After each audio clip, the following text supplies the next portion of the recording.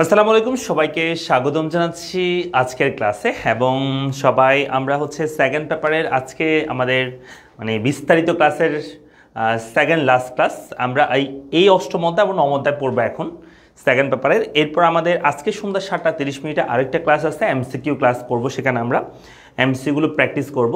So সবাই চলে আসো, ঠিক আছে? এবং আমরা ক্লাসটা একটু শেয়ার করে দিচ্ছি সবার কাছে যাতে সবাই যুক্ত হতে পারে, ঠিক আছে? আমরা একটু ক্লাসটা শেয়ার করে দিচ্ছি, 1 মিনিট আমাকে একটু সময় দাও। তোমরা জয়েন করো এবং বন্ধুবান্ধব সবাইকে একটু জানাই দাও ক্লাস সম্পর্কে।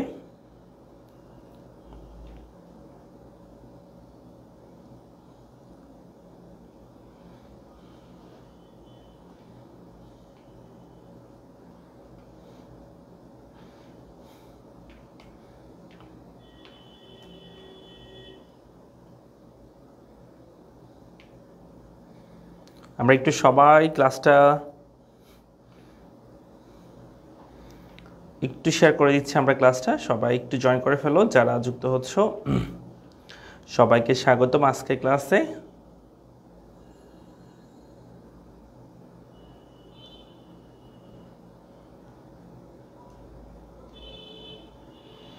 ওকে,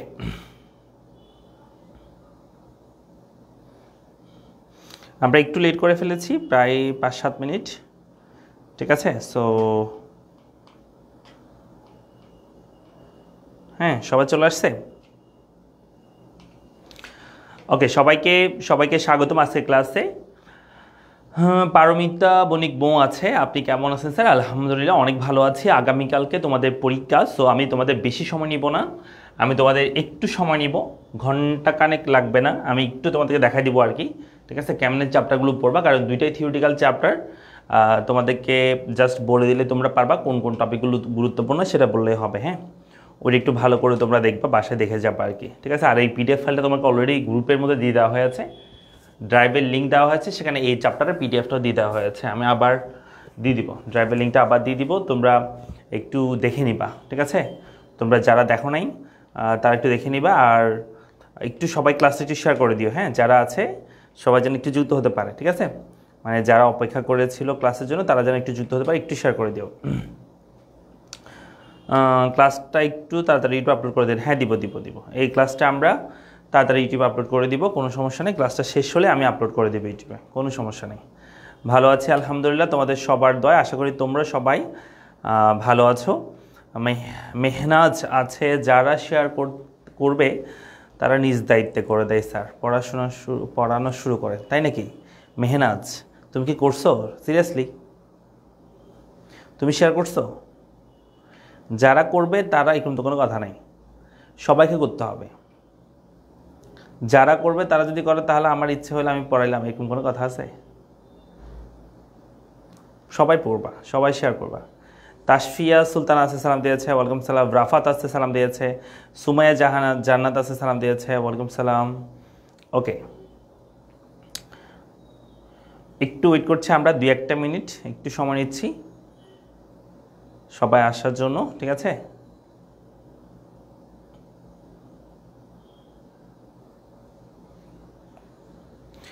লামি আক্তার আছে, ভাইয়া শেয়ার করছি, থ্যাংক ইউ, অনেক অনেক ধন্যবাদ যারা যারা শেয়ার করেছো।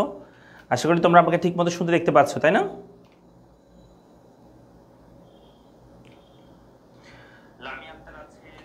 ওকে, আশা করি ঠিক মতো। হ্যাঁ, এমসিকিউ ক্লাস নিব আজকে আমরা সন্ধ্যা 7:30 সন্ধ্যা 7:30 আজকে আমাদের এমসিকিউ সাজেশন ক্লাসটা হবে। হ্যাঁ, সো সেই ক্লাসটা হবে সন্ধ্যা 7:30 সন্ধ্যা 7:30 আমরা এমসিকিউ ক্লাসটা করব, ঠিক আছে? তাহলে আমরা শুরু করব এখনই। একটু সবাই শেয়ার করে দিও, 220 জনের মতো আছো, একটু শেয়ার করে দিও সবাই। হ্যাঁ, দেখো আমরা আন্তর্জাতিক বাণিজ্য, এই চ্যাপ্টারটা একদম ছোট। এই চ্যাপ্টার থেকে তোমাদের এসএসসি পরীক্ষায় সিকিউ, হ্যাঁ, সিকিউ সংখ্যা, অর্থাৎ তোমাদের এই চ্যাপ্টার থেকে তোমাদের সিকিউ আসবে, সেটা হচ্ছে একটা সিকিউ কম্পালসারি পাবা, আর 3-4টা তো এমসিকিউ পাবাই, ঠিক আছে? সব অধ্যায় থেকে মোটামুটি 3-4টা এমসিকিউ, এই অধ্যায় থেকে 3-4টা পাবো, অন্য অধ্যায় থেকে 5-6টা এমসিকিউ এরকম পেতে পারো। ওকে, তো এই অধ্যায়টা একদম ছোট আর কি চ্যাপ্টারটা। এখানের মধ্যে মেনলি যেই কথাগুলো বলা হয়েছে সেগুলো একটু দেখাই দিই তোমাদেরকে, যে প্রথমত কি কি জ্ঞানমূলক অনুধাবন প্রশ্ন পড়বা সেগুলো এখানে আছে, জ্ঞানমূলক প্রশ্নগুলো, অনুধাবন প্রশ্নগুলো এখানে আছে, এগুলো একটু দেখে নিবা।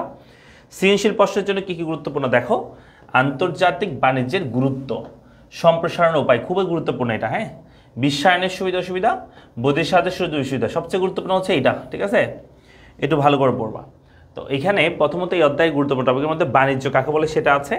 বাণিজ্য বলতে আমরা যেটা বুঝে থাকি, শিল্প হচ্ছে কোনো একটা জিনিস প্রোডাক্ট উৎপাদন হয়, শিল্পে কোনো একটা প্রোডাক্ট উৎপাদন হয়, কেমন, সেই শিল্পে উৎপাদিত পণ্যটা, মনে করো শিল্পে কোনো একটা, এই কলমটা বানানো হয়েছে, এই কলমটা শিল্পে বানানো হয়েছে, শিল্প,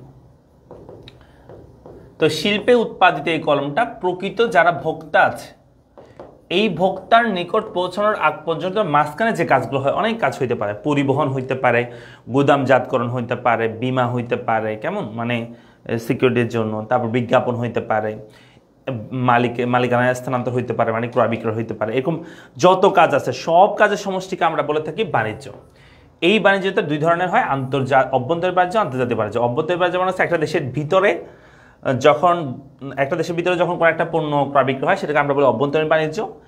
এটার মাধ্যমে কোনো বাণিজ্য নীতির পরিবর্তন হয় না, একই দেশের মধ্যে হয়। যেমন তো রাজশাহী থেকে কেউ একজন মনে কর ঢাকাতে এনে আম বিক্রি করলো, বা চট্টগ্রামে এনে আম বিক্রি করলো, ঠিক আছে, তাহলে সেটা হবে অভ্যন্তরীণ বাণিজ্য। আন্তর্জাতিক বাণিজ্য যেমন হচ্ছে দেশের সীমানা পেরিয়ে যখন আমরা বাইরের সাথে রপ্তানি করব, মানে বাইরের সাথে পণ্য আমদানি রপ্তানি করবো, সেটাকে আমরা বলি আন্তর্জাতিক বাণিজ্য, ঠিক আছে। তাহলে আমরা বলবো বাণিজ্য বলতে শিল্প উৎপাদিত পণ্য প্রকৃত ভোক্তাকারী ব্যবহারকারীর নিকট প্রেরণের ক্ষেত্রে সম্পাদিত কার্যসমষ্টিকে বাণিজ্য বলে। আর অভ্যন্তরীণ বাণিজ্য হচ্ছে দেশের অভ্যন্তরে, একই দেশের বিভিন্ন অঞ্চলের মধ্যে যখন হয়। আন্তর্জাতিক বাণিজ্য হচ্ছে বিভিন্ন সর্বমোট দেশের মধ্যে দ্রব্য সেবার আন্তর্জাতিক বলা হয়, মানে বিনিময়কে বলা হয় আন্তর্জাতিক বাণিজ্য বলা হয়ে থাকে। এরপর এখানে অভ্যন্তরীণ বাণিজ্য কি আন্তর্জাতিক বাণিজ্য কি, এটার পার্থক্য দেওয়া আছে, একটু তোমরা পড়ে দেখবা, মনে রাখবা। অভ্যন্তরীণ বাণিজ্যটা হচ্ছে দেশের সীমানার ভিতরে হয়, এটার ফলে এটা মানে এটার ফলে এটা কোনো কেউ বাধা সৃষ্টি করে না, তুমি ইচ্ছে অনুযায়ী ইচ্ছা মতো করতে পারবে, যত খুশি তত। কিন্তু আন্তর্জাতিক বাণিজ্য তুমি যত খুশি তত আন্তর্জাতিক বাণিজ্য করতে পারবে, কারণ সব দেশের সাথে সব দেশের ভালো সম্পর্ক থাকে না। বা বলতে পারো তুমি হচ্ছে যে আন্তর্জাতিক বাণিজ্যের ক্ষেত্রে অনেক সময় একটা দেশের শিল্পনীতি অন্য দেশের শিল্পনীতির সাথে সেম হয় না, মিলে না, হ্যাঁ, বিভিন্ন পার্থক্য হয়, কারেন্সির পার্থক্য হয়, এগুলোর কারণে পরিবর্তন হইতে পারে, বা বিভিন্ন ধরনের কি দেখা যায় যে তোমার হচ্ছে মানে বাধার সম্মুখীন হয় আর কি। তো এগুলো একটু পড়বো, আন্তর্জাতিক বাণিজ্য অভ্যন্তরীণ বাণিজ্যের মধ্যে পার্থক্য আসবে পরীক্ষায়। এর প্রসেসে আন্তর্জাতিক বাণিজ্যের গুরুত্ব, এই যে একটু আগে বলছিলাম আন্তর্জাতিক বাণিজ্যের গুরুত্ব, এটা সিকিউর জন্য খুবই গুরুত্বপূর্ণ। কেন আমাদের আন্তর্জাতিক বাণিজ্যে গুরুত্বপূর্ণ? কারণ আমরা সম্পদে ব্যবহার করতে পারি সুন্দর করে, আমাদের দেশের সম্পদগুলো উৎপাদন বৃদ্ধি পায়, তারপর হচ্ছে উদ্বৃত্ত পণ্য আমরা রপ্তানি করতে পারি, অনুৎপাদিত দ্রব্য আমরা ভোগ করতে পারি, মূলধনী দ্রব্য আমদানি করতে পারি, অত্যাবশ্যকীয় দ্রব্য আমদানি করতে পারি, হ্যাঁ, খাদ্য ঘাটতি পূরণ, ভোক্তাদের সুবিধা, মূলধনের গতিশীলতা, সম্পদের দক্ষতা বৃদ্ধি, একচেটিয়া বাজার প্রতিরোধ। একচেটিয়া বাজার প্রতিরোধ মানে হচ্ছে, একচেটিয়া বাজার বলতে কোনো একটা দ্রব্য যখন একজন বিক্রি করে সেটাকে আমরা বলি একচেটিয়া বাজার। যখন আন্তর্জাতিক বাণিজ্য হয় তখন কিন্তু একচেটিয়া বাজার প্রতিরোধ হয়, অর্থাৎ কেউ চাইলে একজন কোনো একটা প্রোডাক্টই করতে পারে না, উৎপাদন করে না, করতে পারে না আর কি, সেই সিস্টেম থাকে না, সেই কি থাকে না, সিস্টেম থাকে না, এটা বোঝাচ্ছে। এবার হচ্ছে কারিগরি প্রযুক্তিগত জ্ঞান, এগুলো একটু পড়ে দেখবা। আন্তর্জাতিক সহযোগিতা বৃদ্ধি পাবে, যখন আমরা বাইরের সাথে কী করবো, আন্তর্জাতিক বাণিজ্যে লিপ্ত হবো, তখন আমরা তারা আমাদেরকে কী করবে, সাহায্য সহযোগিতা করবে, যখন আমাদের বিপদ আপদ হবে তখন আর কি, ঠিক আছে। এরপর হচ্ছে বাংলাদেশের আন্তর্জাতিক বাণিজ্যের ধারাগুলো একটু, এখানে একটু কিছু থিওরিটিক্যাল মানে টপিক আছে, ওই টপিকগুলো একটু পড়ে দেখবা, তোমাদের বইতে পাবা পরিবর্তন ধারাগুলো কী সেগুলো, ঠিক আছে। আন্তর্জাতিক পরিবর্তনের ধারা এখানে নামগুলো লিখছে, তো তোমরা এগুলো একটু পড়ে দেখবা বাসায়, ঠিক আছে, একটু বইয়ের মধ্যে আছে, একটু পড়ে দেখবা। কারণ অনেক সময় এটা চলে আসতে পারে যে আমাদের কি অবস্থা আন্তর্জাতিক বাণিজ্যের মধ্যে, আমরা কি এগিয়ে যাচ্ছি নাকি আমরা ভালো দিক নেই খারাপ দিক সেটা বলবো। হ্যাঁ, আমরা যদিও আন্তর্জাতিক বাণিজ্যের বেশ কিছু খারাপ দিক মানে প্রতিবন্ধকতা থাকলে আমরা কিন্তু দিন দিন এটাতে আমরা এগিয়ে যাচ্ছি, এটা বলবো আর কি। এরপর হচ্ছে বাংলাদেশে আমদানি এবং রপ্তানি পণ্য সমূহ। বাংলাদেশ সাধারণত যে দ্রব্যগুলো আমদানি করে থাকে এগুলো 3 ধরনের দ্রব্য হয়। একটা হচ্ছে প্রাথমিক দ্রব্য হচ্ছে 3-4 ধরনের, খাদ্যশস্য, তৈলবীজ, অপরিশোধিত পেট্রোলিয়াম, কাঁচা তোলা। ঠাড়া মুখস্থ করবা, বাংলাদেশের আমদানি দ্রব্য ওর মধ্যে 3 ধরনের দ্রব্য, প্রাথমিক দ্রব্য, শিল্পজাত দ্রব্য, মূলধনী দ্রব্য। প্রাথমিক দ্রব্য কোনগুলো? খাদ্যশস্য, তৈলবীজ, অপরিশোধিত পেট্রোলিয়াম, কাঁচা তোলা। আর শিল্পজাত দ্রব্য কোনগুলো? পেট্রোলিয়ামজাত দ্রব্য, হ্যাঁ, এখানে বলতে তেল জাতীয়, হ্যাঁ সরি অপরিশোধিত পেট্রোলিয়াম, এখানে পেট্রোলিয়ামজাত দ্রব্য। অপরিশোধিত পেট্রোলিয়াম মানে হচ্ছে যেই পেট্রোলিয়ামগুলো একদম খনি থেকে তুলে আনা হয়, এখানে এনে রিফাইন করা হয়, মানে এখানে এনে তোমার পিউরিফাই করা হয় আর কি, হ্যাঁ। আর পেট্রোলিয়ামজাত দ্রব্য মানে হচ্ছে পেট্রোলের সরাসরি পেট্রোল আনতে পারে, অথবা বিভিন্ন ধরনের লিকুইড জাতীয় যে গ্লিস এই টাইপসের জিনিস আর কি। ভোজ্য তেল, খাওয়ার তেল, সার, ক্লিংকার, সিমেন্ট তৈরির উপাদান, এটাকে আমরা বলি ক্লিংকার, সুতা, স্ট্যাপল ফাইবার, এক ধরনের ফাইবার যেগুলো দিয়ে তোমার কাপড় উৎপাদন হয়। তো বাংলাদেশ আমদানি করে থাকে প্রাথমিক দ্রব্য এই 4টা, শিল্পজাত দ্রব্য হচ্ছে এই 6টা, এগুলো মুখস্থ করবো। আর মূলধনী দ্রব্য মানে হচ্ছে যেমন ধরো ওই যে গাড়ি, যন্ত্রাংশ, যন্ত্রপাতি, ঠিক আছে, রেল ইঞ্জিন, লিফট, এই ধরনের জিনিসগুলো আমরা মূলধনী দ্রব্য হিসেবে আমদানি করে থাকি, ঠিক আছে। সো এগুলো এখানে মনে রাখবা।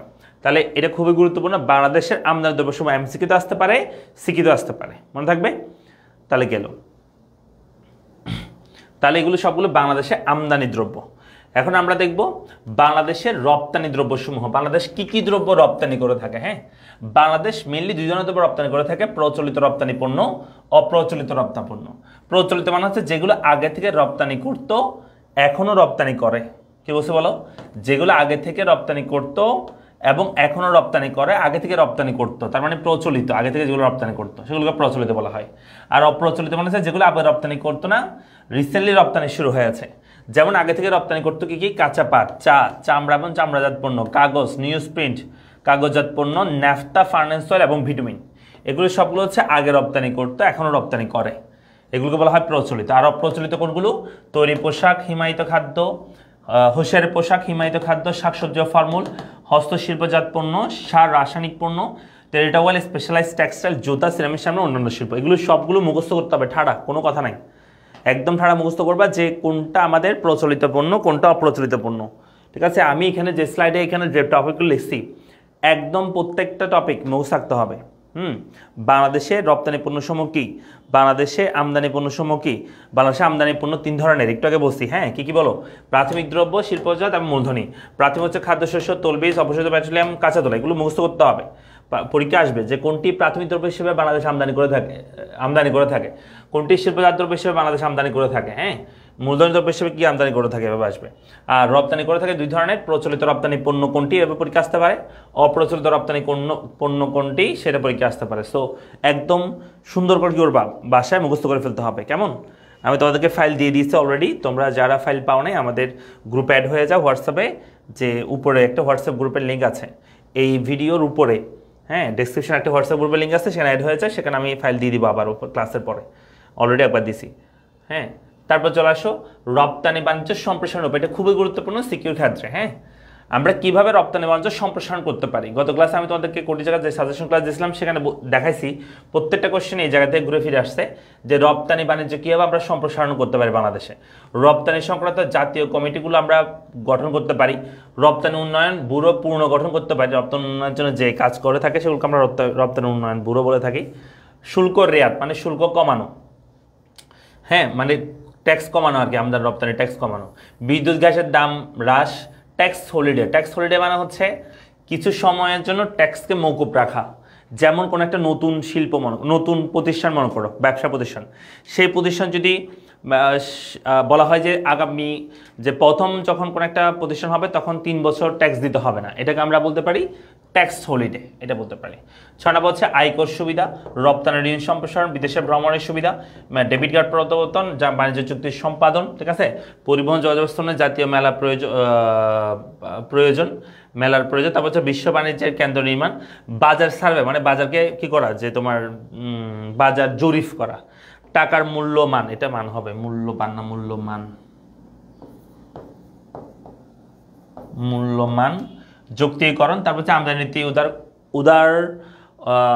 উদারকরণ, ঠিক আছে, উদাহার। তারপর হচ্ছে আর কি,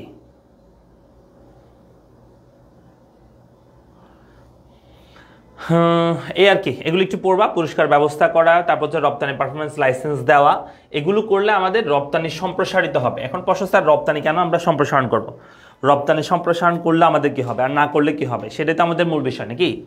রপ্তানি সম্প্রসারণ করলে আমরা ডিপেন্ডেবল হব, হ্যাঁ বোঝা গেছে। আর রপ্তানি সম্প্রসারণ করতে না পারলে আমরা কি হবে, আমাদের বাইরের দেশের উপর আমাদের কি করতে হবে, আমাদের নির্ভরশীল হইতে হবে। বাণিজ্য ঘাটতি কি, যখন আমাদের রপ্তানির তুলনায় আমদানি বেশি হয়ে যাবে সেটাকে আমরা বলি বাণিজ্য ঘাটতি বলে। তারপর চলে আসি বিশ্বায়ন কি, বিশ্বায়ন মানে হচ্ছে আমরা বিশ্বায়ন বলতে প্রতিটি দেশ বা অঞ্চলকে অন্য দেশ বা অঞ্চলের সাথে বৈশ্বিক ভিত্তিতে একীভূত হওয়ার যে প্রক্রিয়া সেটা। আমরা বিশ্বগ্রাম মানে কি, একটা গ্রামের মতো বিহেভ করবো আমরা পুরো বিশ্ব, তাই না? আর সেখান থেকে বিশ্বায়ন শব্দটা এসেছে গ্লোবালাইজেশন, যেখানে আমাদের একটা দেশ কোনো একটা প্রোডাক্ট উৎপাদন করলে সেটার সুবিধা পুরো দেশ পাবে। অর্থাৎ বাণিজ্যিক ভিত্তিতে একীভূত হওয়াকে আমরা এখানে বিশ্বায়ন বলতেছি। বাণিজ্যিক ভিত্তিতে একীভূত হওয়ার যে প্রক্রিয়া সেটা হচ্ছে বিশ্বায়ন। ওকে, তো এখানে বিশ্বায়নে অর্থনৈতিক প্রভাব পরিমাপ করার 4টি উপাদান আছে, মানে 4টা জিনিস দেখে আমরা বুঝতে পারবো বিশ্বায়ন হচ্ছে কিনা সেটা। পণ্য বা সেবা প্রবাহ, অর্থাৎ একটা দেশে কোনো একটা পণ্য বা সেবা উৎপাদন হলে সেটা বাইরের দেশ সেটা গ্রহণ করতে পারতেছে না, এটা দিয়ে বুঝতে পারবো বিশ্বায়ন হয়েছে কিনা। শ্রম এবং জনশক্তির প্রভাব, মূলধনের বহুমুখী বা অন্তর্মুখী প্রত্যক্ষ বিনিয়োগ, প্রযুক্তির প্রভাব, এগুলো সবগুলো যদি এক দেশ থেকে অন্য দেশে ইজিলি আমরা ট্রান্সফার হয় তখন আমরা বলতে পারি সে দেশে বিশ্বায়ন হচ্ছে। সে দেশে কি হচ্ছে? বিশ্বায়ন হচ্ছে।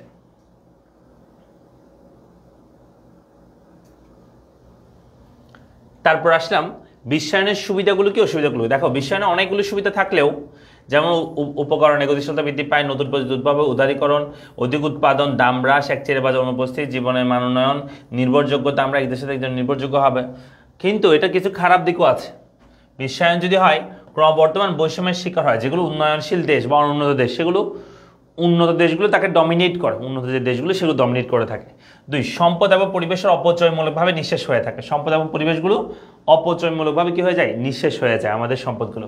অর্থাৎ মানে দেখা যায় যে যেমন ধরো আমরা তৈরি পোশাকে আমরা মনে করি এগিয়ে আছি, এখন পৃথিবীতে বিশ্বের দ্বিতীয় আমরা, হ্যাঁ, তৈরি পোশাক শিল্পে দ্বিতীয় পজিশনে আছি। সো দেখা যাবে ওই পোশাক শিল্পের যে ম্যাটেরিয়ালগুলো আছে সেগুলি আমাদের দেশে সবচেয়ে বেশি চাহিদা হবে এবং সেগুলো খুব দ্রুত শেষ হয়ে যাবে। এটা বলছে সামাজিকভাবে পরিমাণ উৎপাদন হবে। সামাজিকভাবে মানে হচ্ছে আমাদের যেই দ্রব্যটা যতটুকু প্রয়োজন সেটা না হয়ে অন্য দ্রব্য উৎপাদন হবে, যে দ্রব্যের চাহিদা বাড়বে সেটাই আমরা উৎপাদন করতে চেষ্টা করবো। অলিক স্বপ্ন, আমরা যখন বিশ্বায়ন হবে তখন আমরা অলিক স্বপ্ন দেখি। আমরা দেখতেছি যে বাইরের দেশে কোনো একটা জিনিস মানে অনেক অ্যাডভান্স একটা জিনিস ব্যবহার করতে, যেটা আমরাও স্বপ্ন দেখতেছি আমরাও সেটা করব।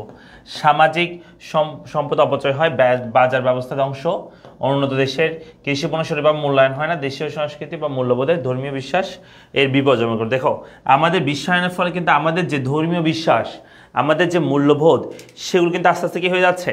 আস্তে আস্তে কিন্তু ধ্বংসের মুখে পড়তেছে। হ্যাঁ, আমরা যে ইন্ডিয়ান যে সিরিয়ালগুলো দেখে, কিরণমালা, কটকটি, তারপর এগুলো দেখে দেখে তাদের আমরা জিনিস, তারপর ওয়েস্টার্ন যে কান্ট্রি তারা তাদের যে কাপড় চোপড়, তাদের যে কথাবার্তা, তাদের যে লাইফস্টাইল, সেটা কিন্তু আমরা এখন আমাদের মধ্যে নিয়ে নিচ্ছি এবং দেখা যাচ্ছে আমাদের যে দেশীয় সংস্কৃতি, মূল্যবোধ, ধর্মীয় বিশ্বাস, সেগুলো কিন্তু বিপর্যয়ের মুখে পড়তেছে এই বিশ্বায়নের ফলে। হ্যাঁ, তো এগুলো একটু বলতে পারো। এরপর হচ্ছে বৈদেশিক সাহায্য।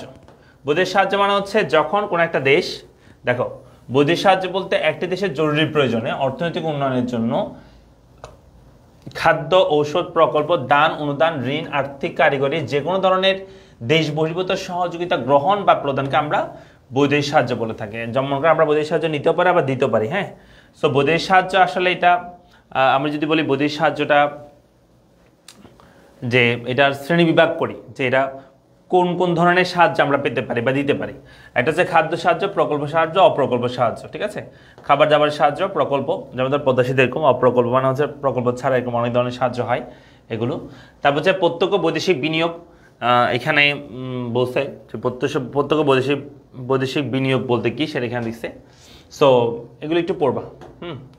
এরপর আস্তে আস্তে বাংলাদেশের অর্থনৈতিক উন্নয়নে বৈদেশিক সাহায্যের প্রয়োজনীয়তা। বাংলাদেশের যে অর্থনৈতিক উন্নয়ন সেক্ষেত্রে বৈদেশিক সাহায্য কেন আমাদের জন্য প্রয়োজন?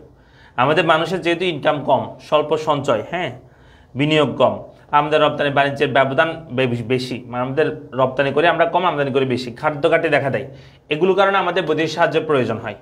তবে আমি যদি বলি যে আমাদেরকে আসলে বৈদেশিক সাহায্য কি সবসময় নিতে হবে বা নিব? আমরা বৈদেশিক সাহায্য ভালো নাকি বৈদেশিক বাণিজ্য ভালো, কোনটা ভালো?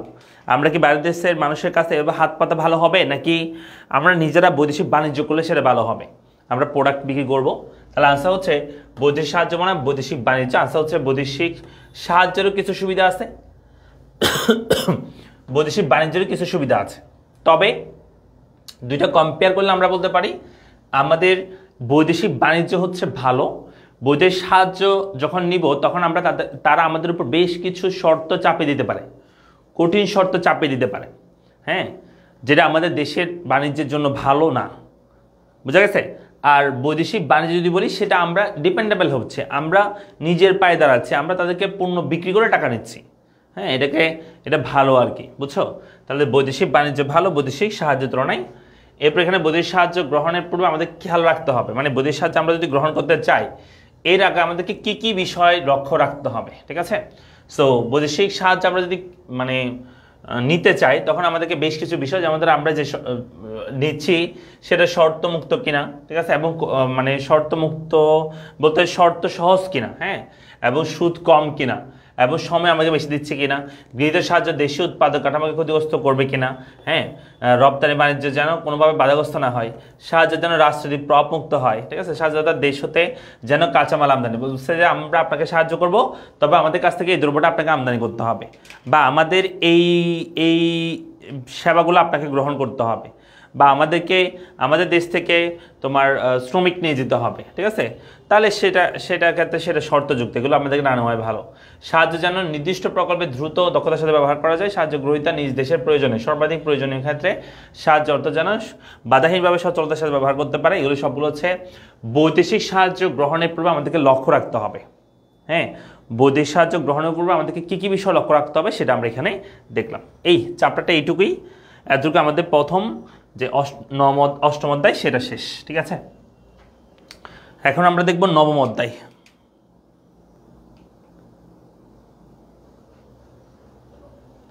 অষ্টম নবম কোনটা বললে ভালো হবে? দুইটাই পড়ো, দুইটাই সহজ।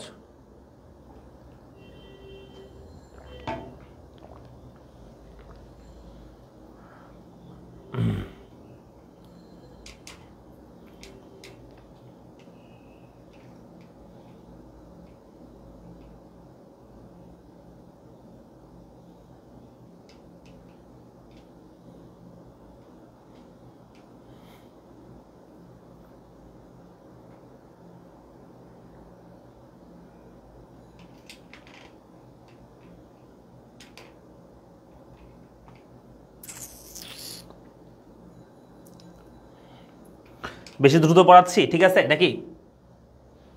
এই বলো, বেশি দ্রুত পড়াচ্ছি? নেট তো ঠিক আছে, নেট প্রবলেম কই?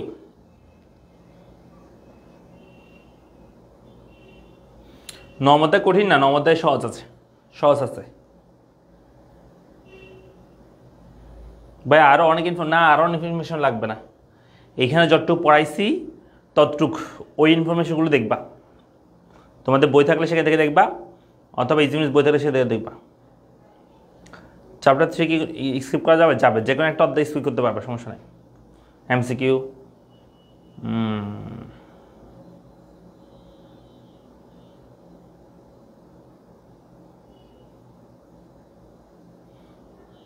সব সহজ হলে কী হবে? সিকিউ দিচ্ছে না, কে বলছে? এখানে একটা সিকিউ থাকবে আর কি, এটা অধ্যায় যেহেতু ছোট।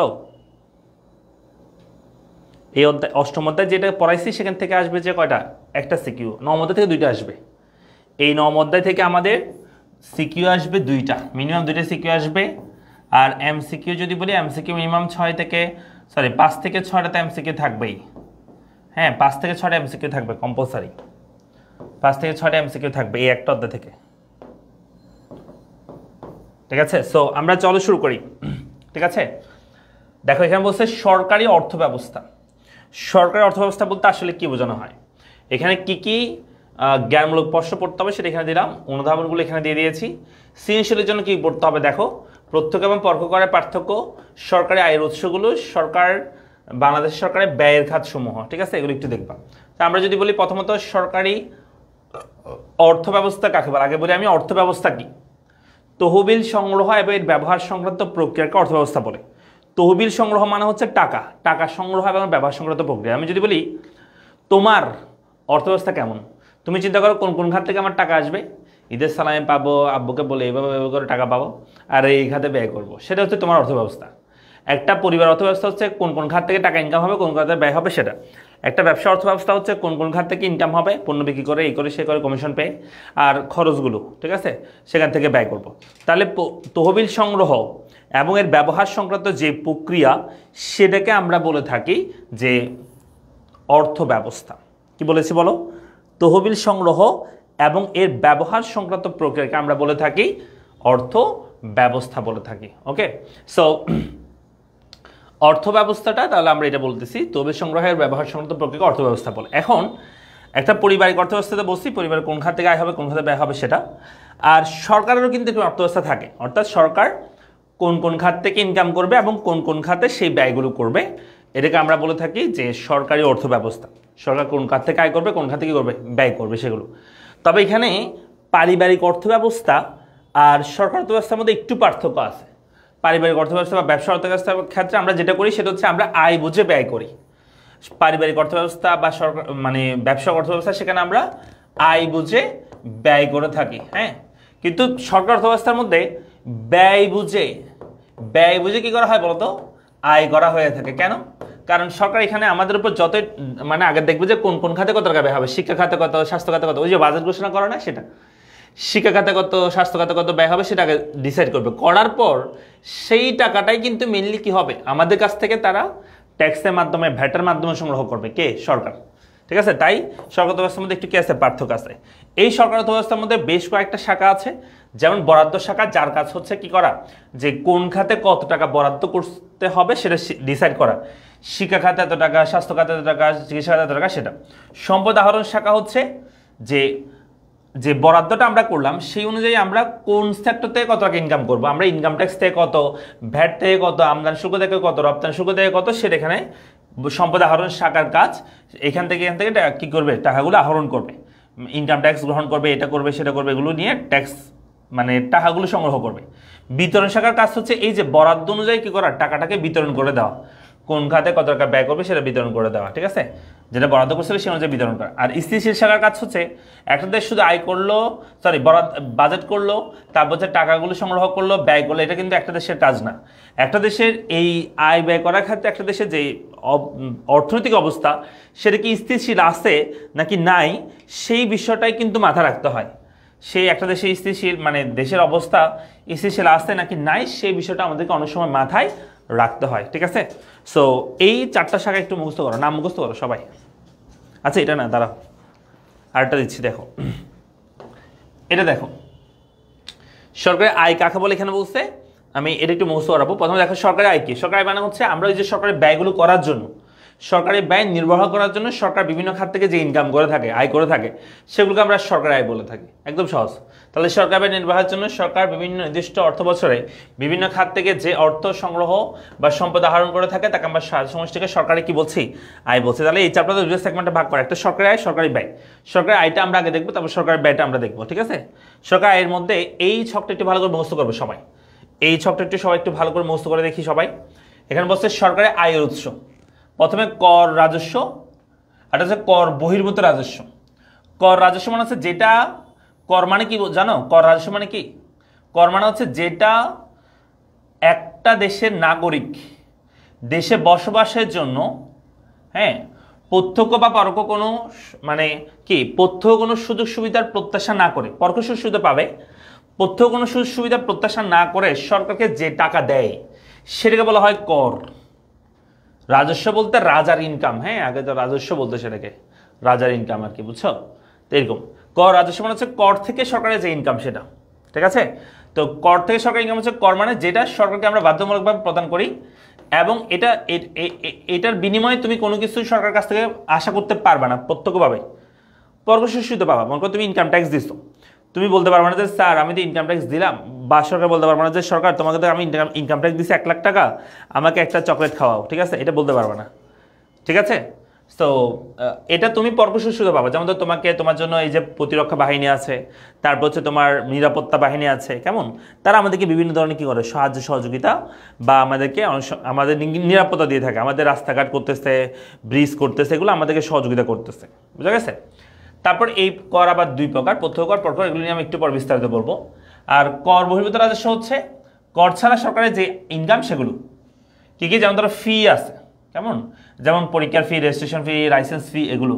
তারপর হচ্ছে সরকারি ঋণ, সরকার ঋণ থেকে সরকারি ইনকাম হতে পারে, আয় হতে পারে, অভ্যন্তরীণ ঋণ, বৈদেশিক ঋণ, দেশ থেকে ঋণ, বাইরের দেশ থেকে ঋণ নিতে পারে। বাণিজ্যিক আয়, সরকার কিন্তু অনেক ধরনের ব্যবসা করে থাকে, সরকার দ্রব্য বা সেবা বিক্রি থেকে পায়, সরকারি সম্পত্তি বিক্রি থেকে সরকার কিন্তু টাকা পায়, এটা হচ্ছে বাণিজ্যিক আয়। তারপরে আছে বিবিধ, এছাড়া আরও কিছু সরকারি ইনকাম আছে, যেমন ধরো নোট ছাপানো, টাকা ছাপায়, যে 500 টাকার 1000 টাকার নোট ছাপায়, তাহলে ওইখান থেকে সরকারি ইনকাম হয় না, হয়। জরিমানা, কাকে জরিমানা করছে? বাজেয়াপ্তকরণ, মনে করো যে কোনো একটা অবৈধ সম্পদ বাজেয়াপ্ত করছে। স্বেচ্ছামূলক দান, কেউ স্বেচ্ছামূলক সরকার দান করছে। ক্ষতিপূরণ নিচ্ছে কারো কাছ থেকে। বিদেশি সাহায্য বা সহযোগিতা বা অনুদান, বিদেশের কাছ থেকে অনেক সময় সাহায্য সহযোগিতা বা অনুদান পেয়ে থাকি আমরা, বুঝা গেছে? কোন চ্যাপ্টার বাদ দিয়ে পড়বো আপনি একটু বলে দেন। এটা কোনো কথা? তুমি যে চ্যাপ্টার তোমার কাছে কঠিন মনে হয় একটা বাদ দিতে পারবা, সমস্যা নাই, তবুও A+ পাবা। তবে অন্য চ্যাপ্টারগুলো ভালোভাবে পড়তে হবে, কিন্তু যারা ভালো স্টুডেন্ট তারা সব পড়বে, সব চ্যাপ্টার পড়তে পারবে এবং পড়ে ফেলছে তারা অলরেডি।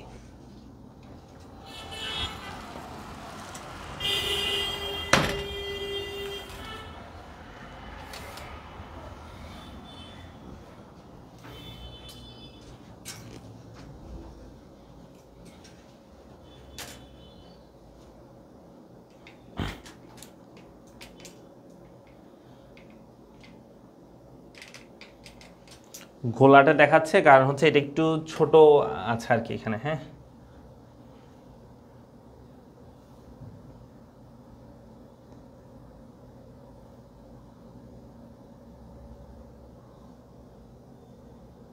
আশা করি দেখতেছে এখন।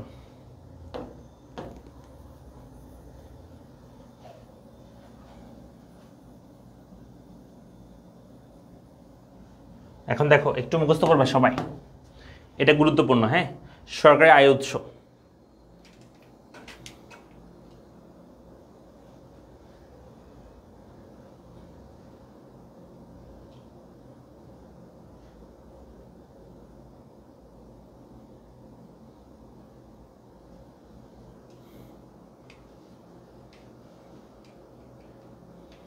হ্যাঁ সরকারকে চাইলে দানও করতে পারে মানুষ।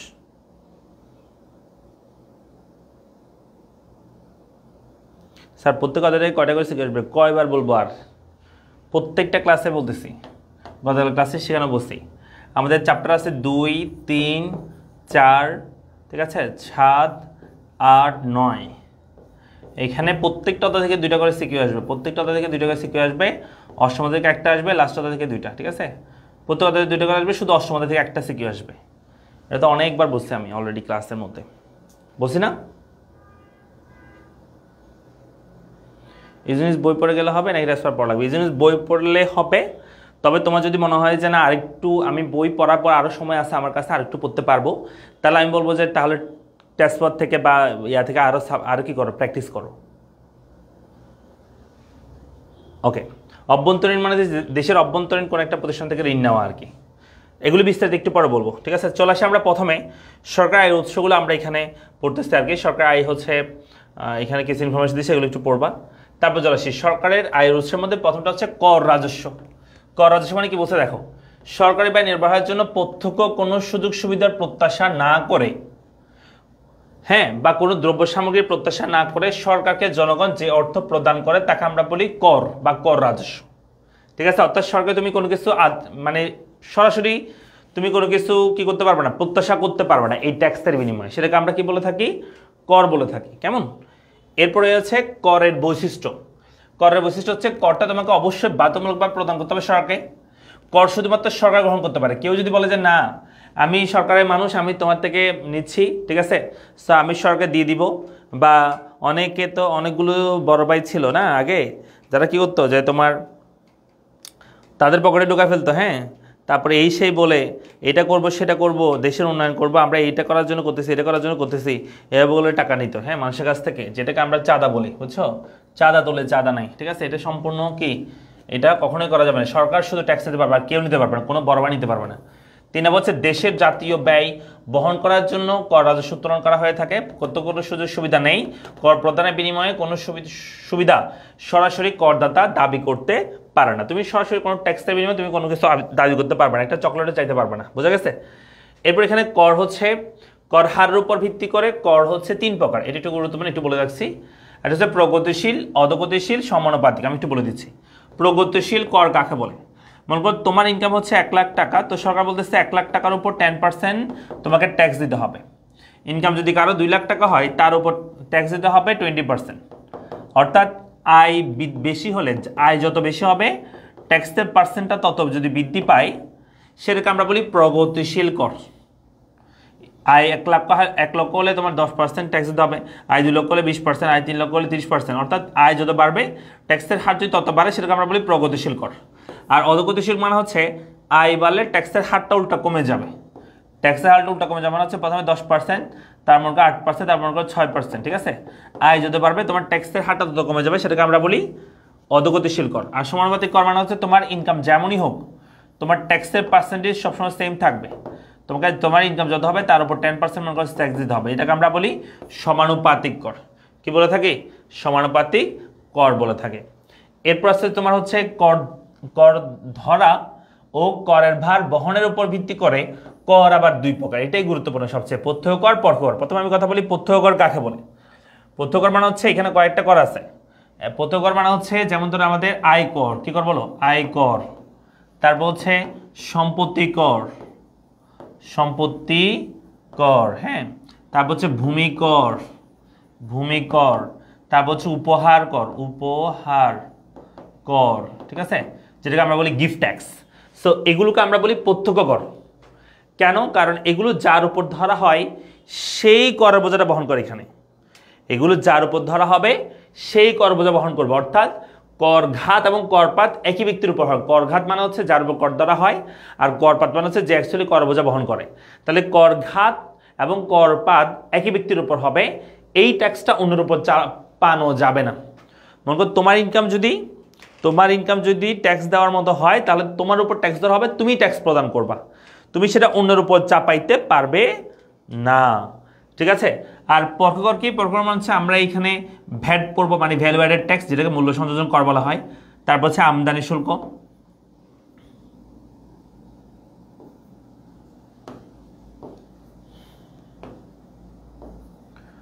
আমদানি শুল্ক, ঠিক আছে। আর বাকি সবগুলো আমদানি শুল্ক, রপ্তানি শুল্ক, আবগারি শুল্ক, সম্পূরক শুল্ক, এগুলো সবগুলো হচ্ছে পরোক্ষ কর, ঠিক আছে। সো পরোক্ষ কর মানে কি? ধরা হবে একজনের উপর, পরিশোধ করবে অন্যজন। অর্থাৎ যার উপর ট্যাক্স ধরা হবে সেই পরিশোধ না করে সে অন্যের উপর চাপিয়ে দিতে পারবে, সেটাকে আমরা বলি পরোক্ষ কর। স্যার কেমনে? যেমন তো এই যে ভ্যাট, এই ভ্যাটটা কি? মনে করো তুমি একটা রেস্টুরেন্টে তোমার বিল আসছে 100 টাকা, তুমি 100 টাকা খাইছো, 100 টাকা একটা বার্গার খাইছো, কিন্তু তোমাকে বলবে 100 টাকার সাথে তুমি ভ্যাট দাও, কত পার্সেন্ট? 15% ভ্যাট দাও, বাংলাদেশে 15% ভ্যাট, বুঝছো? তাহলে তোমাকে 15 টাকা এক্সট্রা তোমাকে খরচ করতে হবে। অর্থাৎ তোমার টোটাল বিল আসবে 115 টাকা। তুমি কিন্তু 100 টাকার পণ্য কিনছো, তোমার উপর আর 15 টাকা চাপাই দিচ্ছে কে? ওই বিক্রেতা। এখন স্যার এটা কেন চাপাই দিছে? কারণ ওই বিক্রেতার উপর সরকার ধরছে, সরকার মানে সরকার হচ্ছে ওই বিক্রেতাকে বলতেছে তুমি যেহেতু এই প্রোডাক্টগুলো বিক্রি করতেছো তোমার উপর আমরা কি দিলাম? ট্যাক্স দিলাম, ঠিক আছে, মানে আমরা ভ্যাট দিলাম। সেই টাকাটা সে এইবারের টাকাটা মালিকের উপর ধরছিল, দোকানের মালিকের উপর, সে তোমার উপর চাপা দিচ্ছে, তোমার থেকে টাকা বেশি নিচ্ছে। এটা আবার অবৈধ না যে তোমাকে নিচ্ছে, তুমি হয়তো জানো না মনে হয়, আমি এটার জন্য মারামারি করবো, যুদ্ধ কেউ যে আন্দোলন করবো, এরকম কিছু না, ঠিক আছে। তোমার উপর জুলুম করতেছে এমন কিছু না, এটা সরকার এভাবেই দিছে, এটা তোমার উপর ধরার জন্য দিছে, এটাকে বলা হয় পরোক্ষ কর। এটা হচ্ছে যারা অ্যাকচুয়াল কনজিউমার তারাই কিন্তু এই ট্যাক্সটা বহন করবে, এভাবে করে দেওয়া হয়েছিল।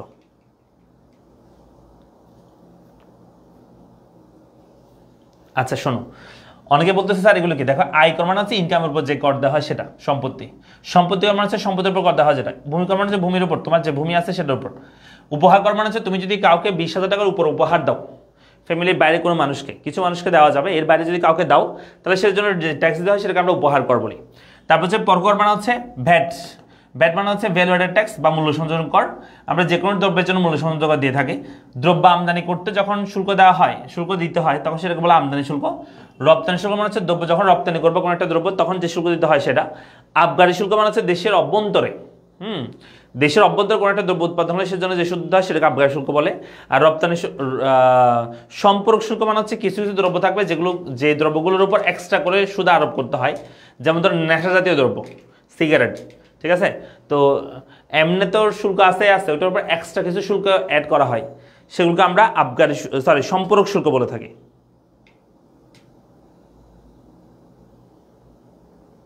কথা বুঝছি? তাহলে প্রত্যক্ষ কর মানে হচ্ছে যেখানে করঘাত আর করপাত একই ব্যক্তির উপর হবে, যার উপর কর ধরা হবে সে বহন করবে। আর পরোক্ষ কর মানে হচ্ছে যার উপর ধরা হবে সে বহন না করে অন্যের উপর চাপিয়ে দিবে, সেটা হচ্ছে পরোক্ষ কর। গেল। তাহলে প্রত্যকর পরকরের পার্থক্য আছে, এখানে তোমরা একটু পড়বা, এটা পরীক্ষা আসবে। এরপর আসতেছে কর বহির্ভূত রাজস্ব, মানে কর ছাড়াও সরকার কিছু ইনকামের উৎস আছে, সেগুলো এখানে বলছে। কর ছাড়াও সরকারের যেসব উৎস থেকে সরকারের আয় সংগ্রহ করতে, সেটাকে আমরা কর বহির্ভূত রাজস্ব বলতে। যেমন তার প্রথম আছে ফি, ঠিক আছে? ফি আগে কিছু তোমাকে একটু বলি, কর আর ফির মধ্যে এখানে পার্থক্য বলছে। ফি মানে হচ্ছে ফি এর বিপরীতে তুমি কিছু দাবি করা যায়। যেমন তুমি কর, যদি আমি একটু কর বলছি, করের বিপরীতে তুমি করদাতা, মানে করের বিপরীতে সরকার কাছ থেকে কোনো কিছু দাবি করতে পারে না। কিন্তু ফি যেটা, সেটা যদিও কর বহির্ভূত রাজস্ব, ঠিক আছে, এটার বিনিময়ে তুমি সরকার কাছ থেকে কিছু আশা করতে পারবা, ঠিক আছে, কিছু আশা করতে পারবা। স্যার কেমন? যেমন এই যে তুমি পরীক্ষার ফি তুমি যদি এই যে রেজিস্ট্রেশন করছো না, তোমরা পরীক্ষার ফি তোমরা দিচ্ছ, রেজিস্ট্রেশন করছো, ওই রেজিস্ট্রেশন ফিটা তুমি রেজিস্ট্রেশন ফি করছো বিধে তুমি এক্সাম দিতে পারতেছো। তুমি যদি কি না করতা, তুমি যদি হচ্ছে রেজিস্ট্রেশন না করতা, পরীক্ষা ফি না দিতা, তাহলে তুমি এক্সাম দিতে পারতা না। তাহলে ফির বিনিময়ে তুমি এক্সাম দিতে পারতেছো।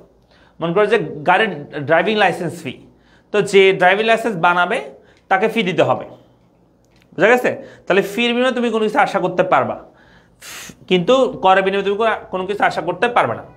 কর প্রদান বাধ্যতামূলক, এটা তোমাকে বাধ্যতামূলকভাবে দিতে হবে, কিন্তু ফি প্রদান বাধ্যতামূলক না। বাধ্যতামূলক বলতে আমি বোঝাচ্ছি এরকম যে মানে একদম কম্পালসারি দিতে হবে এমন না, ঠিক আছে? যেমন ধরো তুমি যদি পরীক্ষা দিতে চাও তাহলে দিবা ফি, আর পরীক্ষা তুমি যদি মনে করো তুমি চিন্তা করতেছো না এই বছর আমি পরীক্ষা দিব না, তাহলে তুমি ফি দিলা না, তাহলে তোমাকে সরকার আবার অ্যারেস্ট করে নিয়ে যাবে এমন না, ঠিক আছে? তারপর হচ্ছে করের ক্ষেত্রে সেবার সম্পর্ক সমানুপাতিক না, অর্থাৎ তুমি কি পরিমাণ ট্যাক্স দিছো, তুমি কি পরিমাণ সেবা পাবে, এরকম কোনো সমানুপাতিক হিসাব নাই। যেমন অনেক ইনকাম ট্যাক্স দেয়, কয়েকশো কোটি টাকা বা কয়েক কোটি টাকা ইনকাম ট্যাক্স দেয়, কিন্তু সেটাতে তাকে যে সরকার সুবিধা বেশি দেয় এমন না, তাকে যে সুবিধা দিচ্ছে, যে একদম ইনকাম ট্যাক্স দিচ্ছে না তাকেও সেম সুবিধা দিচ্ছে। হ্যাঁ, সেম সুবিধা মানে কি, এই যে আমাদের নিরাপত্তা সব কিছু আর কি। তারপর ফি এর ক্ষেত্রে সেবার সম্পর্ক সমানুপাতিক, অর্থাৎ তুমি যত ফি দিবা সেবা তত বেশি পাবা, ভিআইপি পাবা।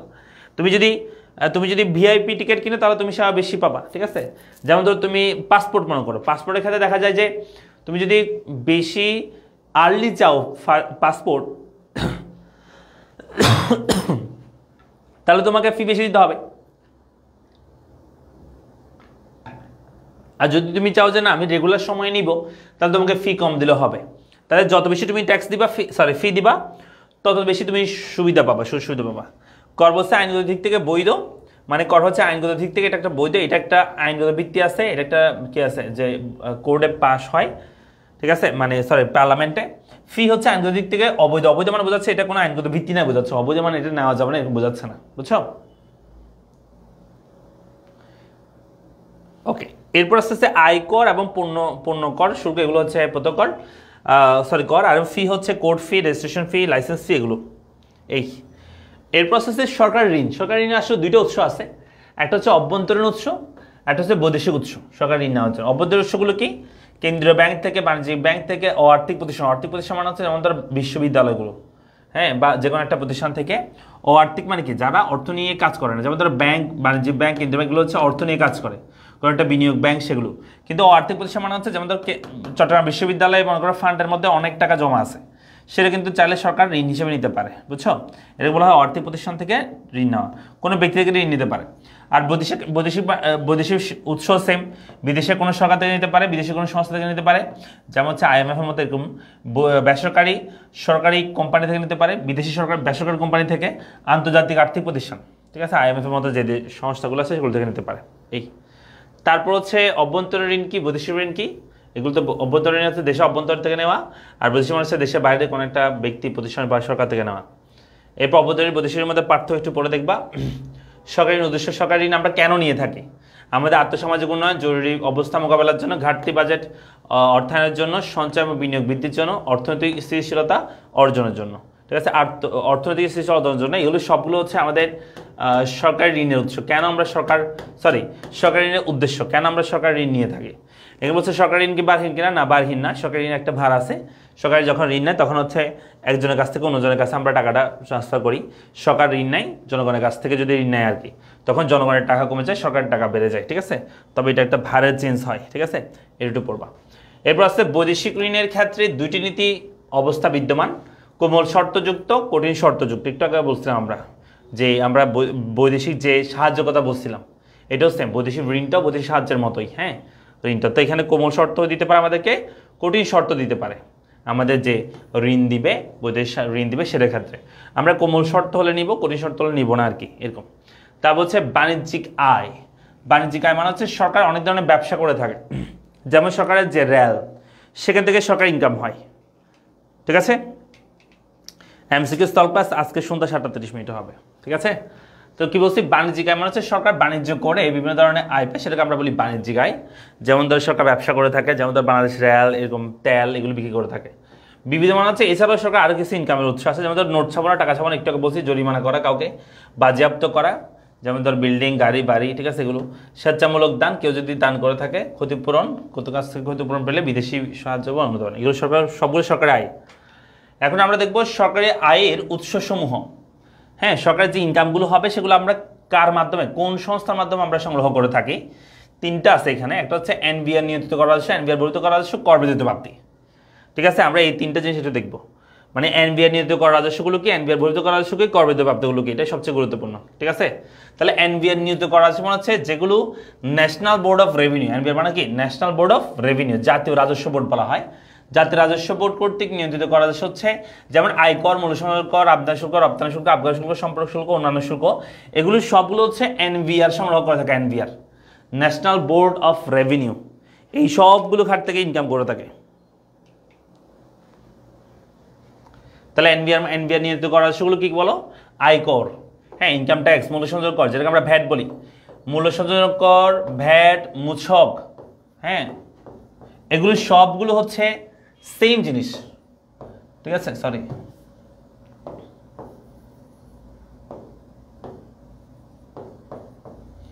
এগুলো সবগুলো হচ্ছে সেম জিনিস, হ্যাঁ, মানে আমদানি শুল্ক, মূল্যসংযোজন কর, ভ্যাট বা মূসক সেম জিনিস।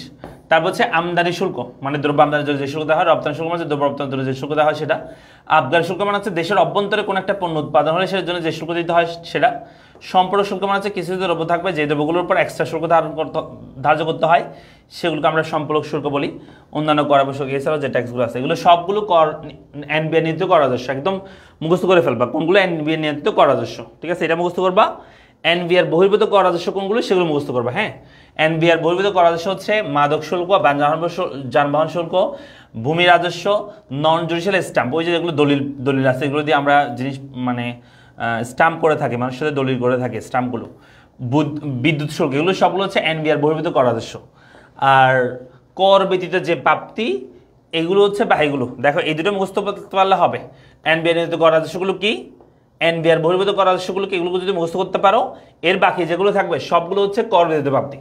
যেমন লভ্যাংশ বা সুদ, সরকার অনেক সময় লভ্যাংশ বা সুদ পেয়ে থাকে, মুনাফা পেয়ে থাকে ব্যবসা থেকে, সুদ পেয়ে থাকে, সাধারণ প্রশাসন থেকে টাকা ইনকাম হয়ে থাকে, জরিমানা, দণ্ড, বাজেয়াপ্তকরণ, অর্থনৈতিক সেবা, ভাড়া বা ইজারা, যদি সরকার কোনো পুকুর, জমি থেকে থাকে সেগুলো ইজারা দেয়। ইজারা মানে হচ্ছে কাউকে ভাড়া দিয়ে দেয়, হ্যাঁ, 5 বছরের জন্য, 10 বছরের জন্য, যেগুলো আমরা লিজ বলি, লিজ, হ্যাঁ, এরকম দিয়ে দেয়, সেখান থেকে সরকার ইনকাম হয়। টোল বা লেভি, এই যে ব্রিজের পরে টোল বসায়, ঠিক আছে, এরকম।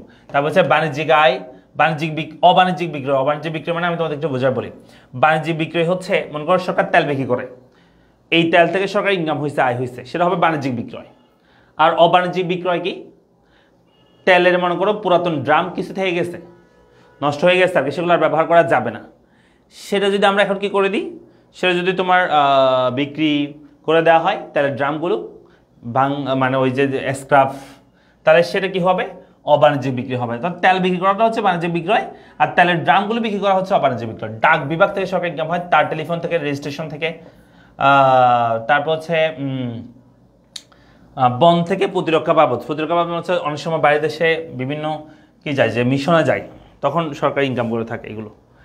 এরপর হচ্ছে সরকার, বাংলাদেশ সরকারের আয় বৃদ্ধির উপায়, মানে বাংলাদেশ সরকারে আমরা ইনকামগুলো কীভাবে বৃদ্ধি করতে পারি। সো এগুলো দেখবা, এগুলো সহজ আছে। বাংলাদেশ সরকার আয় বৃদ্ধি চাইলে আমাদের দুর্নীতি প্রশাসন কি করতে হবে, এটা দুর্নীতিমুক্ত হবে, এই দুর্নীতি প্রশাসন দুর্নীতিমুক্ত প্রশাসন প্রবর্তন, আমাকে তো ধরে নিয়ে যাবে পুলিশ। দুর্নীতিমুক্ত কি হবে, প্রশাসন কি করতে হবে, প্রবর্তন করতে হবে। সরকারি বেসরকারি প্রশাসনে মেধার ভিত্তিতে বিনিয়োগ দান, দেশীয় পরিকল্পনা ভিত্তিতে পরিকল্পনা প্রণয়নে নিয়োগ দান, ঠিক আছে, এগুলো একটু পড়বো আর কি। আমরা আবার সরকার আয় বৃদ্ধি করবো। এবার সরকারি ব্যয়গুলো, আবার সরকার যে আমাদের যে আয়গুলো করতেছে সেগুলো আবার ব্যয় করবে না, করবে তো, রাজস্ব কি? রাজার ইনকাম, হ্যাঁ রাজস্ব মানে সরকারের ইনকাম।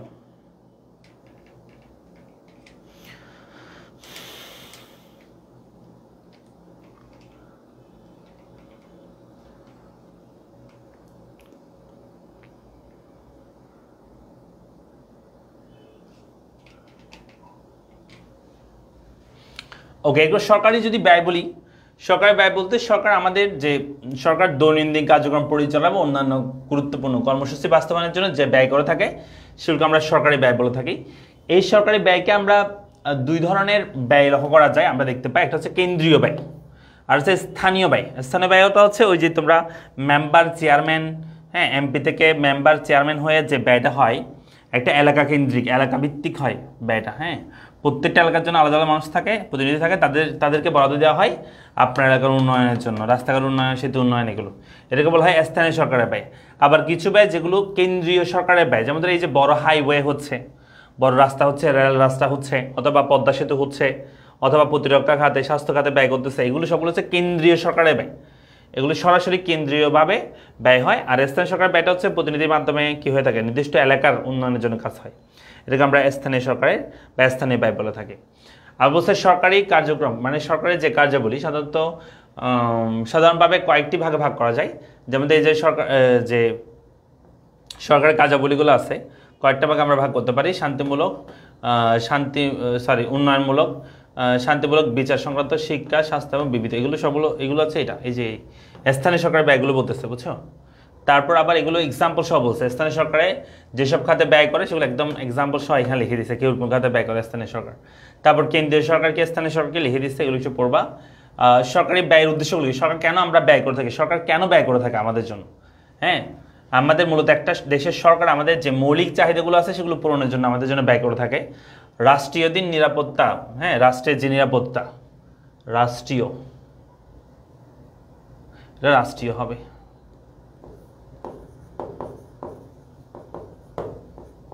রাষ্ট্রীয় নিরাপত্তা নিশ্চিতকরণের জন্য, স্থিতিশীল অর্থনীতি নিশ্চিত করার জন্য, আর্থসামাজিক অবকাঠামো উন্নয়নের জন্য। হ্যাঁ, এই চারটা জিনিসের জন্য সরকার আমাদের জন্য কি করে থাকে, ব্যয় করে থাকে। সো এগুলোর ভিতরে আরও কিছু পয়েন্ট আছে, যেমন ধর মৌলিক চাহিদার মধ্যে আমাদের খাদ্য, বস্ত্র, শিক্ষা, চিকিৎসা এগুলো। তারপর রাষ্ট্রীয় নিরাপত্তার জন্য আমাদের প্রতিরক্ষা বাহিনী, এই বাহিনী, সেই বাহিনী, সেগুলো স্থিতিশীল নিশ্চিত করার জন্য আমাদের মুদ্রাস্ফীতি, আমদানি রপ্তানি সেগুলো কন্ট্রোল করে থাকে।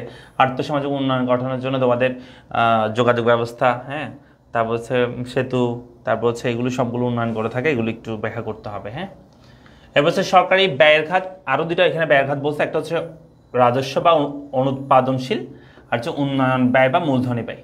অনুৎপাদনশীল ব্যয় মানে হচ্ছে যেখানে সরকারের কোনো ইনকাম হয় না, যেমন ধর সরকার প্রতিরক্ষা খাতে ব্যয় করতেছে, প্রতিরক্ষা খাতে মনে করি সরকার আমাদের যে সামরিক বাহিনী আছে তাদের জন্য ব্যয় করতেছে, এই ব্যয়ের মাধ্যমে আমাদের কোনো ইনকাম হয় না। কিন্তু উন্নয়ন ব্যয় মানে হচ্ছে মনে করি সরকার আমাদের জন্য একটা কি করছে, যে এমন একটা ব্রিজ করছে যেটার মাধ্যমে আমাদের বাণিজ্য বৃদ্ধি পাবে, তাহলে সেটাকে বলা হয় আমরা উন্নয়ন ব্যয় বা মূলধনী ব্যয়। এটা আরেকটা প্রকারভেদ আর কি, হ্যাঁ মূলধনী সরকারি ব্যয়ের। তারপর এখানে সরকার ব্যয় খাত সময় আবার একটু লিখে দিচ্ছে, শিক্ষা, স্বাস্থ্য, এগুলো একটু পড়ে দেখবা। শেষ চ্যাপ্টার এখানেই শেষ, ঠিক আছে। এরই মাধ্যমে আমাদের ইকোনমিক্স সেকেন্ড পেপারের মূলত আমাদের টপিক ভিত্তিক ক্লাস আমরা শেষ করে দিলাম। আমাদের একটা ক্লাস বাকি আছে তোমাদের, সেটা হচ্ছে আজকে সন্ধ্যা 7:30 আমরা এমসিকিউ ক্লাস নিব, এমসিকিউ সাজেশন ক্লাস নিব, ঠিক আছে। সো ক্লাসটায় সবাই যুক্ত হয়ে যাবা, মনে থাকবে 7:30 সন্ধ্যা 7:30।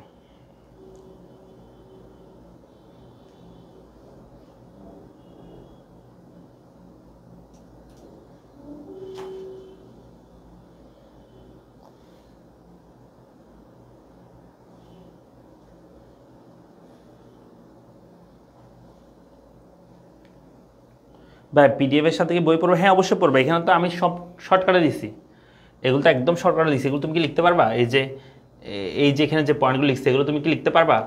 এগুলো যদি লিখতে পারো বিস্তারিত, আগে পড়া থাকে তাহলে তো লিখতে পারবা, যদি আগে পড়া না থাকে তাহলে এগুলো বিস্তারিত পড়তে হবে তো, না হলে তুমি এগুলো সম্পর্কে 4-5 লাইন লিখতে পারবে, 10 লাইন লিখতে পারবা না, বুঝছো?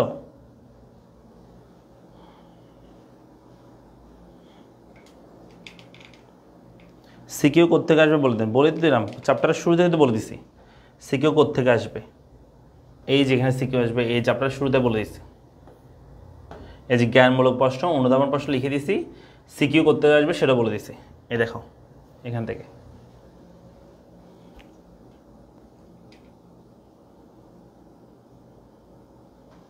কোনো সাজেশন দেন ভাই বেটার এক্সামের জন্য? সাজেশন তো দিচ্ছি গতকালকে রাতে, কোটি টাকার সাজেশন দিছি না আমাদের সেকেন্ড পেপারের। সো আমাদের এখন আমরা ক্লাসটা শেষ করব। আমরা সন্ধ্যা 7:30 আরেকটা ক্লাস নেব, এমসিকিউ ক্লাস নেব। তোমরা অবশ্যই ক্লাসে থাকবা, ঠিক আছে?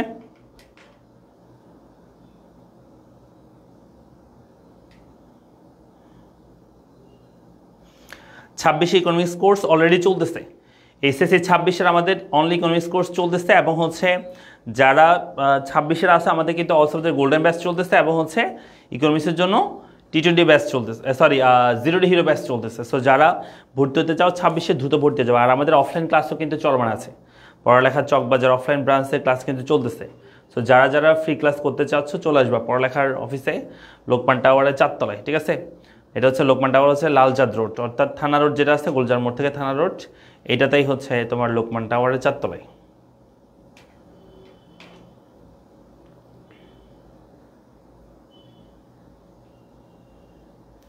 কখন উত্তর থেকে দিব? তুমি বই থেকে বের করবা,